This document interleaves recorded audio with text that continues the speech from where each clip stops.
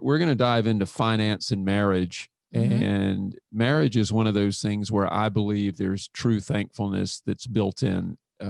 But it doesn't always turn out that way. We have such a high rate of divorce. And so where it should be a thankful time, it doesn't always turn out that way. I hope that we give some tips and advice today that will help folks if they're going through an issue or having an issue rather, or if they've seen this or they're experiencing this in their home or a friend's home or family home. Maybe they can use some of what we talk about today to make some better decisions. Oh, yeah. Or just prepare yourself better. You know, a lot of people, I know the Catholic Church requires counseling prior to marriage.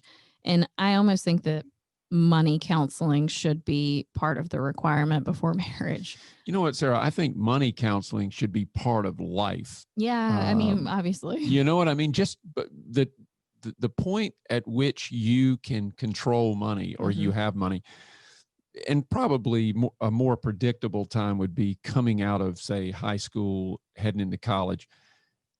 I think you ought to have money classes from elementary school, but certainly when you're moving towards a time in your life where you get to make decisions, it can be a wonderful thing, but it can also be a killer in a lot of ways. So we were talking about it this morning, actually, about people that either inherit or they come into a windfall, or they're just born into a lot of money, and their lives tend to be as full of problems, if not more so, than those that don't have it. So money is just it's not always the thing that solves problems. You have to know how to deal with those problems, no matter how much or how little money you have. Because I don't think just the fact that that it's not just money that creates a problem. It's either having too much or not enough, and then knowing what to do with it and how to deal with the problems that come with that, either that good benefit or maybe a potential problem of not having it. But you got to know how to deal with it. Absolutely. And we'll start by talking about divorce. And the topic today is not divorce, but just so everyone's aware, not that, everyone's living under a rock. Yeah. But 80% of all people get married. And of that 80%, divorce rates are at 50%. And that's just general. I mean, holy mackerel, that's a lot. Yeah. And you can speak for different, I would say, sectors of people where I know that, for example, my husband's profession, I think it's more like 80 or 90% divorce rate. Wow. So, oh my goodness, that's something that, and money is a huge issue. Money is one of those things that stresses relationships out to no end. So take that off the plate to begin with. Before you get married, do marriage counseling that focuses on finances. Make sure that we'll talk about things today to prepare yourself, but just realize things like divorce, I think, what did we say? It's dubbed the retirement killer. Yep. People going through divorce, your finances are ruined. They certainly can be. Almost any client that we work with, if they've been through a divorce, going through a divorce, if it's imminent, their retirement accounts and overall success of their financial plan, it quickly gets derailed. We've seen it time and time again. And it kind of boils down to this. Divorce rates, as you said, I didn't realize they were 50%. I knew they were high, and I've heard 50% thrown around. That is a lot. Oh my God. That's a lot. Yeah. But here's what's really interesting. 80% of us get married. Mm-hmm. Nobody. You've worked with a lot of clients. I've worked with a lot of clients. We work with new clients every year. How many times have you sat down with a new client and they said, now, by the way, we want to make sure that we plan for our divorce as part of our financial plan? They just don't do it, right? Never. Never. Mm-mm. It never happens, yet 50% are getting divorced, and a second marriage has an even higher divorce rate. Oh my gosh. And the second marriages and finances, I did not do research on second marriages, but based off of what I have experienced with clients, they are wildly messed up in the head about finances. Gosh. Yeah, it's so true. Well, they're so independent at that point. So independent, they've been hurt before, so they've dealt with the retirement killer divorce once already. Yeah. So they've been scorned, and they don't want to face another issue like they did the first go round. Well, they're in protection mode. Yes, and they never come out of it. And if you live under that veil of protection, then you can never really engage in the marriage, which is more of it should be an open book. So, and then a third marriage, even higher still. So, I mean, look, at that point, we once had a client, Sarah, this was long before you joined us. I mean, this is probably 15 years ago, but we had a client. He was out of Winston-Salem. He was married 5 times and was about to be married a 6th. And I don't think that one worked out, but I got to tell you, I'm not saying that you shouldn't get married as many times as you want, but I got to tell you, after 2 or 3, I just believe I think I'd throw in the towel. I mean, I didn't know there were more than one man in the world that anybody would want to marry anyways. I feel like when you find that person. Now, hold on a minute. That hurt pretty, that was pretty deep right there. But in all seriousness, financial planning is so important to success in life as it relates to the present and your future. But then you throw divorce into it, and gosh, the best laid plans, they go out of style real quick when a divorce ensues. So let's talk about that a little further, because there's some really good points here that I think if people heed this information, and really, if they implement these kinds of things, I believe not only can divorces be avoided, I think that number could go down significantly, but I also think there are better ways to get through a divorce if you just plan better. If you have to go through one, I think there's a better way to plan for it. So 80% of people get married, 50%, gosh, that is staggering, still are divorcing. I read an article that said 2020, that's down slightly, but then I read another article that said it likely goes up by year end when all the census data is in, because of what we're dealing with right now, the stress, the finances. The finances, staying home, and it's just the two of you and the children 24/7. Right. And, one of the things that I found pretty interesting is when you really step back, depending on who you ask, I mean, everybody believes that there's lots of things that lead to divorce. I've seen books on the 30 things, and I've seen books on the 5 and the 10, and everybody has their interpretation of each of those elements. But I think at the top of that list is money. And it's likely at the top of the list or near the top of the list with almost every expert, I believe. Money issues cause stress. Stress chokes off communication, and a lack of communication is going to lead to a breakdown in trust. And you take those 3 things, put them together, they exacerbate one another. You're going to end up in a divorce if you don't know how to deal with those things, or you don't recognize them and begin to deal with them. You're going to be one of these statistics. So absolutely. And you just said it best. It's trust. It gets down to trust. When you mess up finances or you're not on the same page, it's over. All right. Well, we'll start with the number one thing to do before you're getting married is talk about money. How hard is that? No doubt about it. We got to talk about some money. I'm trying to think of what other thing I want that to play when I say something great. Well, here's the thing. When young people, you tell them talk about money before they get divorced, they LOL. This is the best. That's what you get. I mean, it's just a bunch of laughing, and they say to you, "Oh, we know about money. We don't need to study that." But to your point, the Catholic Church requires counseling, and part of the Catholic their curriculum is money. It's a big part of it, and I just think fundamentally, if you don't get that part right, you're starting off on a pretty rocky path. And I love what you open with here under your points about talking about money. It's money scripts play a large role in this. Talk about that. Absolutely. So a couple of weeks ago, we went through, I think, 10 money scripts, and a lot of those are conflicting. So when you get married, sometimes you have the same socioeconomic background and your families are similar. Maybe you grew up in Bremen, where I'm from, and you've known each other your whole life and you have the same upbringing. So money scripts might be the same. Mm-hmm. I digress. Usually money scripts are wildly different between someone that you meet, especially if they're from somewhere different, have lived a different life.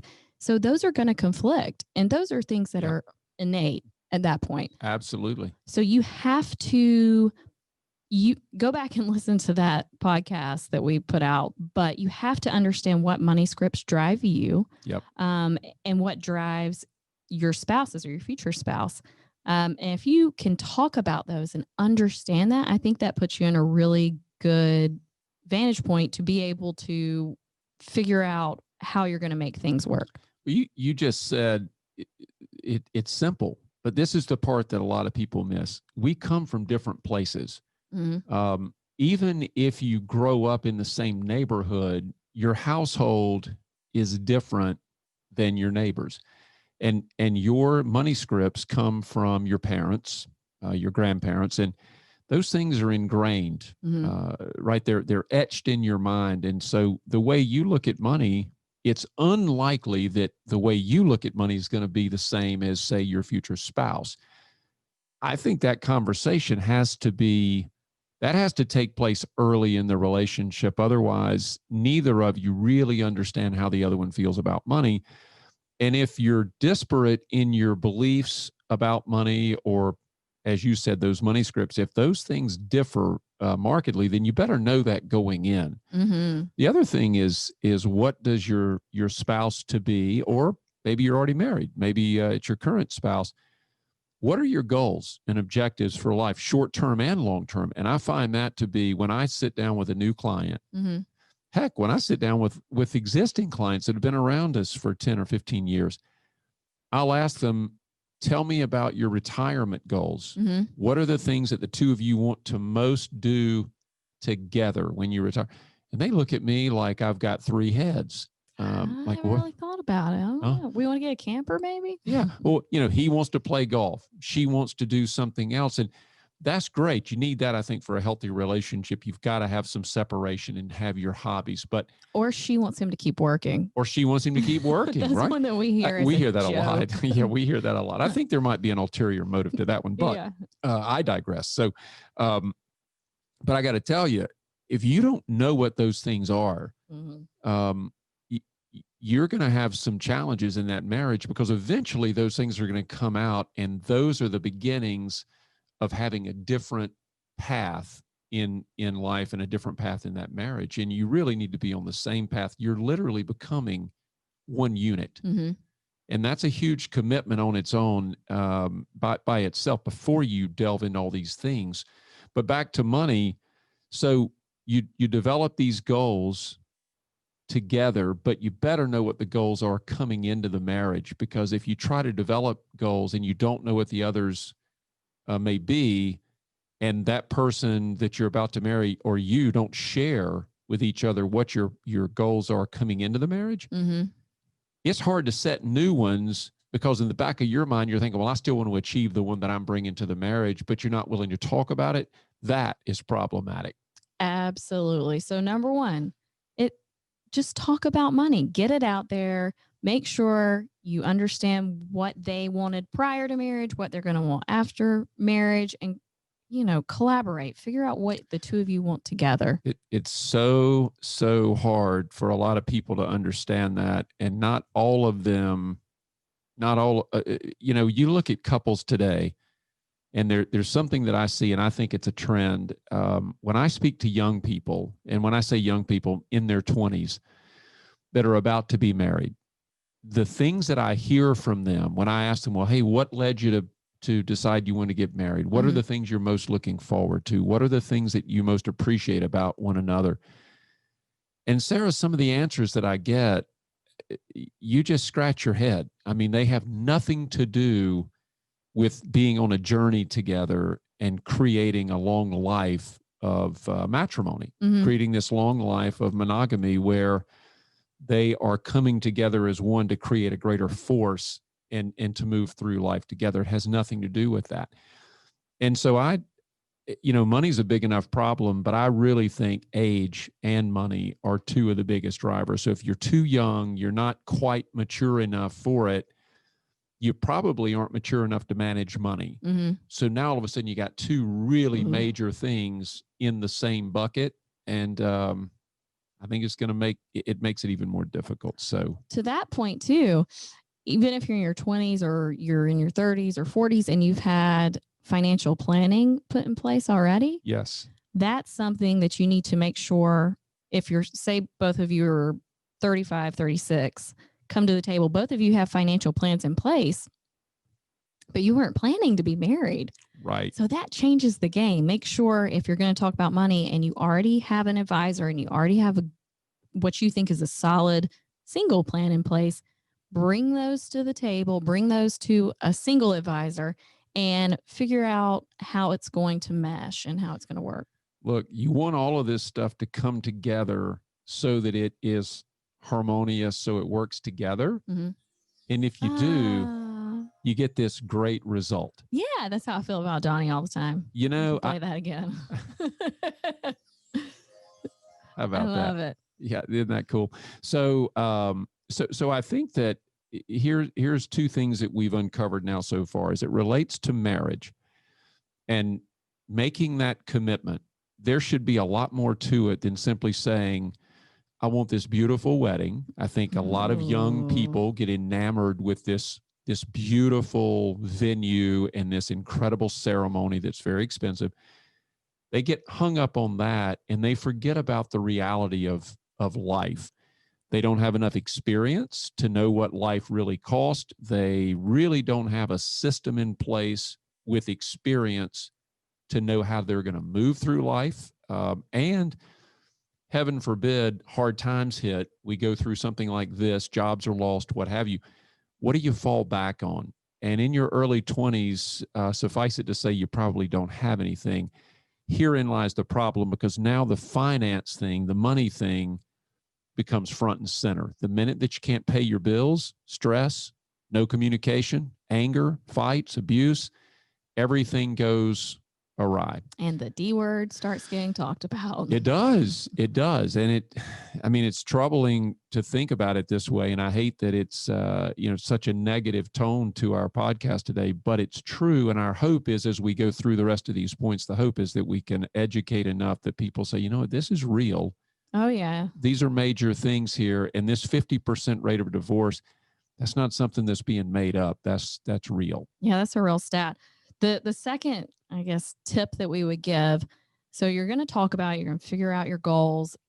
The next one is combine expenses. And that doesn't mean that you have to share one bank account and one credit card for the whole family. I would say, if you feel more comfortable keeping your checking account, fine. But putting all of your expenses on one card, it just creates transparency. It creates maybe ease of a budget. Oh, yeah, for sure. Because you really want to put a budget in place, especially if you are the 20-year-old, 30, 40, 50, 60. Everybody needs a budget. You have to operate within your budget. Yep. You have to combine expenses to be able to accurately control your budget. And we talk to clients all the time. Spending is a huge, you can't do planning without true spending.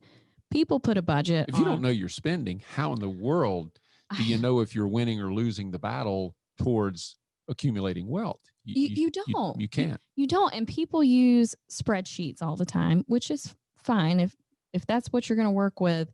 But anytime we get a spreadsheet from a client, but then we go in and analyze their true spending. Oh, it's always different. It never matches. Ever. Never. No. So use one card.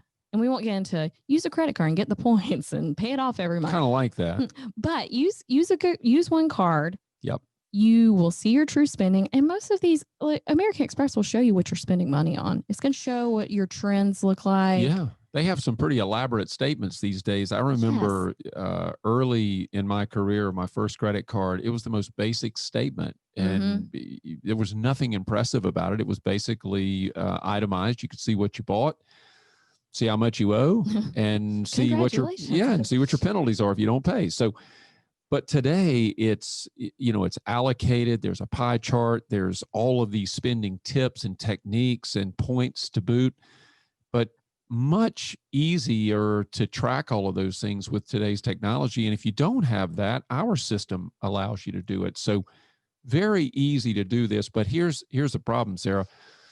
Especially young couples, they absolutely hate the word budget. And then you take mature couples who've developed their wealth or grown their wealth, so they think, they hate budget. Yeah, Nobody wants to hear it. Budget. Oh, I don't want to live by a budget. Well, let's face it. You either live by a budget because you choose to, or you live by a budget because you'll have to when things get bad and you haven't prepared properly. When you're forced to live by a budget, it is much harder to get used to that and accept it than it is to simply do it because you know it's the right thing and it's going to put you in a better place financially. So, yeah, that's a great point. Combining expenses, I want to come back to that point for just a minute, or to that topic. I hear a lot of people, 25, 30 years old, really up to their 40s, 50s. And I've even seen, in the recent, say in the last year, I can recall conversations with very mature clients, and they still have separate checking accounts. They do everything separate. Well, you said that doing that eliminates transparency in a lot of ways. So I think putting it together creates transparency. I think it helps build trust, to your point. But there's something else. It also simplifies the relationship. Whew, amen. Let's say, heaven forbid, one of you gets disabled or incapacitated. If the accounts are separate and I'm not on my wife's account and she's not on mine, you're going to have a heck of a hard time dealing with that. And if you need the money, if she's responsible or he's responsible for paying certain bills and you can't get to the money, you got a real problem. And unless you've put the legal documentation in place, power of attorney, financial power of attorney, if those things aren't in place, or if you're not a co-signer on the account, or rather a signer on that account, right, you have no access. Oh no, you're in a real bad place. You could be in a really bad spot. So I think that if you're going to get married, let's be honest, you're going to share the house. You both have keys to the house. Your name's on all the deeds together, meaning titles to cars, deed to the home. You're in everything together. You share the bathroom. You share your bedroom, everything. Yep. You drink out of the same containers. Look, everything. And then all of a sudden it comes to money. And there's that word again, money. Then you want to separate it. Well, I just want to have my independence. Well, when you get married, you are a unit. You can be independent in terms of your career and things of that nature, but you're a unit. There is no more independence. At the very core, you're one unit now. And so if you're going to share all those things, why would you keep the bank account separate? Because it will create more problems than it will create benefits. Right. There's just no doubt. No, and I think I wish more people, when you think about marriage, being one is actually wonderful. Oh my gosh. I mean, I think it is. I think having your independence versus being married, I would choose being married any day of the week. From a counselor's perspective, they would tell you that's what's referred to as alone time, or time to be separated from one another, to do the things that you enjoy, to have your independence within a relationship. So you want to do your hobbies. I want to go play golf, whatever it is. That's perfectly natural and healthy, they say. Every book I read about relationships, it's healthy to have your friends or your little community where you get to spend time with another person. That's great. But when it comes to your marriage, the unity, it's all about being one. And, whether people on our podcast today want to hear about scripture or not, I'm just going to tell you that the Bible tells us that power comes in unification. It comes. So, and we were designed to be married. We're designed to be together. So I think you have to view it that way. Otherwise, you set yourselves up for vows and a certificate. But if you don't embrace the unity, then what's the use of being married? You're probably going to end up in a divorce, and the numbers prove that. Exactly. The numbers don't lie. Yep. All right. Look, So, I know how it works. Natalie controls all of our money. I don't ever look at the bank accounts. She handles it, and I trust her explicitly. There's not an ounce of distrust there. And that's it. that's funny. I think most wives, when there is a shared lifestyle, I think most wives do handle finances. I know I pay all of our bills. Donnie has one bill that he has to make sure gets paid, and everything else, he couldn't tell you how they get paid or how much they are. And my mom, I think, is the same way. You know, I'm pretty sure she still writes paper checks. I hope she doesn't listen, but I hope she is listening. I'm pretty sure she still writes paper checks, but she handles all of that as well. You know, I don't think my dad has ever paid the credit card bill each month, or, you know, not Duke Georgia Power down there. I've done it. I've done it, but I got to tell you, I think most women are a little more rational when it comes to that. So, you know, a lot of men listening would say, my gosh, my wife spends with reckless abandon. But really, if you bear down on this thing and you really dig into that subject a little bit, you'll find that most women, they can tend to apply the 24-hour rule better than a man. Absolutely. And I think it's okay. And really, I don't want to do it. Most people look at me and they'll say, Phil, you've been in finance for almost for 30 years. And why wouldn't you handle all that? And sometimes they don't know that my wife's a CPA. So she's actually better equipped to do it than I am. But in all seriousness, I don't think it should just be one of you doing the finances. I actually think that should be shared to make it an even better relationship and more transparent.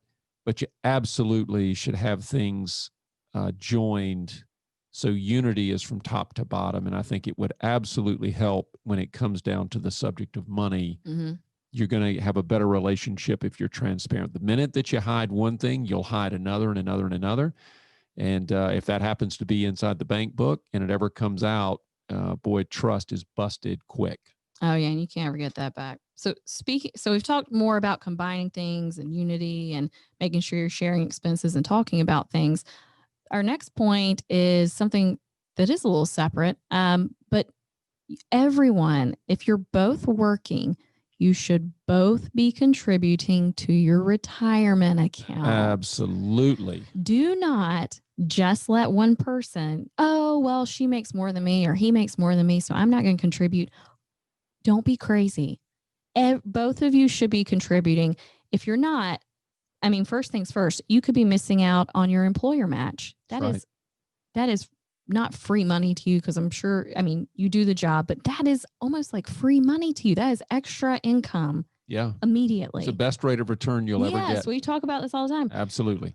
You should both be contributing. I don't care if you're not both maxing. You should contribute as much as possible. Absolutely.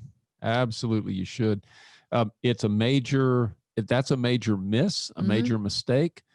And if you're not doing it, you're probably missing the match, which is huge return. You're not saving for your retirement. Right. If you get into an unfortunate situation of divorce, then you don't have retirement for yourself now, and don't expect that your spouse leaving the marriage, even though they might have to split theirs, it's never going to be enough to offset what you could have already been saving on your own. And therefore, you're going to be facing a much more difficult path to a successful retirement. Absolutely. And if you divorce, you know, it's not your spouse's responsibility if they've been the one saving. Yes, you're operating as a unit, but you both do your part. That's right. It's just like, you know, doing household chores. Those are everyone's responsibility. That's not one person's responsibility. Saving for retirement is not one person's responsibility. Well, again, it's unity. And if we're in a relationship and we become one, and if you ever listen to the wedding vows, I mean, really listen to them, then I don't think I've ever heard or attended a wedding where the vows did not say that you become one. If you truly believe that, then you'd want to save, both of you. It would be a lateral thing across the board. You'd both be doing everything you can, from sharing responsibilities of household chores to saving for retirement, because you're planning for this future together. You're not planning for divorce. We said that nobody ever does that, right? Right. So if no one does that, they must be saying that we're committed to the relationship. But if they're really committed, how is it that we have 50% divorce? And I really think it's not that they don't want to be committed. I think it's they go in uneducated about what it takes. It's hard to be married. Marriage is not easy street. There are things that are challenging. There's just no doubt.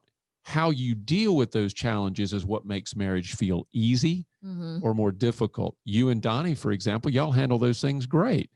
And I think for people that do, marriage looks easy. Yeah. For the ones that don't, marriage looks extremely difficult, and it is. Right. So there's a 50% divorce rate for a reason, and a lot of it boils down to more than just money, but I still believe money's at the top of the heap. So absolutely, don't forget to do your part. Save. Both of you should be saving for retirement, as Sarah said, and that's a big miss. So don't let that one be part of your life. Or maybe we're talking about your children right now. Coach them on these things. These are very important topics. Absolutely. And I cannot tell you how many clients that we meet with, maybe 90% plus, where only one spouse contributes to retirement. There's employer match, there's profit sharing. You are missing out on so much. I don't know. It just blows my mind. It's really a common thing, a trend, really, and certainly not the right one. It does not benefit anyone when you do it that way. And here's the number one reason they don't. We'll hear them say, well, we just can't afford it. Well, that means you're not living by a budget. You're probably overspending, or you probably shouldn't be married in the first place. But this is why we go back to the basics at the beginning of the show. We said you should have these money conversations before you get married, and don't get married for the sake of getting married. Get married because, one, you love that person and you really believe that you are ready for that step in your life and know what you're getting into. Some people will just get married for the sake of getting married, or they'll do it in spite of a nagging feeling telling them this is not the right thing. They'll just do it. And then people will stay in a marriage for the right reasons. Well, there's a million of those. A lot of times it's kids, it's this, it's that. The fact of the matter is, if you get into something that doesn't work, don't try to stay there for the right reasons. It's going to get worse and worse. But if you get into it for the right reasons and it is a good match, be sure that you do your homework on the front end and throughout the marriage. Right. And if you do, you've got a great shot. But you've got to get the money part right going in. Otherwise, the money part's going to be wrong coming out. Yes, and they're not going to feel great about it then. The last thing, though, and you could almost start with this one, but it's the estate planning. It's getting the legal documents in place, making sure that they are properly written. We see almost every younger couple, and when I say younger couple, I refer to someone who is, say, 40 or under. They don't have a will. They don't have a power of attorney. They don't have any kind of legal documents, declaration for a natural death, or as most people might know that, a living will. They don't have any of those things. None of that's been put in place. They take for granted that none of that's necessary. People say, well, I don't have anything yet. Yeah, we're just getting married. We'll get to that. Well, you probably are bringing something to the marriage. And even if you're not, all of a sudden you have a child. Now there's something else of an issue.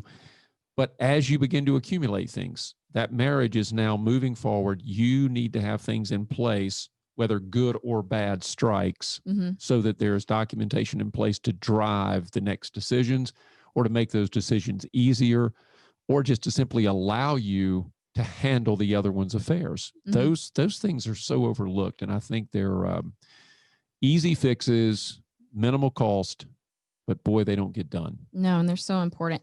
And we have a show coming up just talking about how to protect your loved ones. Oh, yeah. And so a lot of this will play into it. So having the right documents in place, just like you just said, you just listed almost all of them. We want to make sure that you have those types of things in place, not just for marriage, but to protect your loved ones. Yeah, absolutely. Not to protect you from divorce or anything like that, but just to make sure that you have done what's responsible. You know what? And boy, with marriage comes a lot of responsibility. Yes. Whether you have kids, whether you're going to have kids, maybe you're a mature adult, maybe you're close to retirement, and you're fortunately still in your marriage. Sarah, just a quick point here. You met with a couple, I don't know, it's been a few months ago, but they're almost 70 and they didn't have legal documents in place. One of them had a major health crisis. And all of a sudden, we were at a point where it was almost too late because, one, being of sound mind is required to put that stuff in place. But there was so many roadblocks and so many hurdles that we had to get over to try to get all this stuff done. Those are the kind of things that you don't want to have to deal with when you're in crisis mode. No. Right? You want those things to be in place so that a crisis or so that things don't become a crisis. Yep. Things are bad enough when you go through the health scares or issues. What you don't want is the difficult things that happen by default when you don't have the right things in order as it relates to your legal documents. So, or you don't have the right things in place so that your true wishes are followed. I know we talked about, I think we have another circumstance with a client where in a second marriage, and there were children from previous marriages on either side, and you have to have correct legal documents in place to make sure that your children get what you've earned if this is a second marriage. Absolutely. That's huge. And we'll talk about that on the How to Protect Your Loved One show. Or we'll get into more detail about it. But definitely, if you're on your second marriage, prior to your marriage, make sure that you have legal documents ready to roll so that when you get married to the second spouse, everything's been talked about. Yep.